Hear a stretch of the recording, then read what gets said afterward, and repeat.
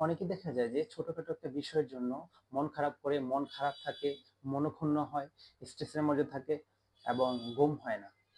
তো এরকম একটা খারাপ সময়ের ক্ষেত্রে, অর্থাৎ আপনার মন যখন অনেক বেশি খারাপ থাকে, তখন একটা জিনিস করলে আপনার মন একটু ভালো হতে পারে। যে আপনি যদি একটু ঠান্ডা পানি দিয়ে একটু গোসল করার চেষ্টা করেন, তো সেই ক্ষেত্রে আমাদের ব্রেইন থেকে কিছু নিউরোট্রান্সমিটার রিলিজ হয়, যেমন ডোপামিন এবং এপিনেফ্রিনের মতো ট্রান্সমিটার রিলিজ হয়।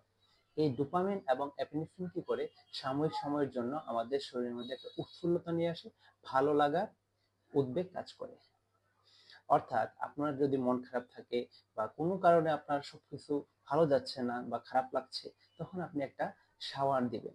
অর্থাৎ আপনি একটা ভালো ঠান্ডা পানি দিয়ে একটু সময় নিয়ে একটু যদি গোসল করেন ঠান্ডা পানি দিয়ে, তো সেক্ষেত্রে আপনার মন কিছুটা ভালো হতে পারে।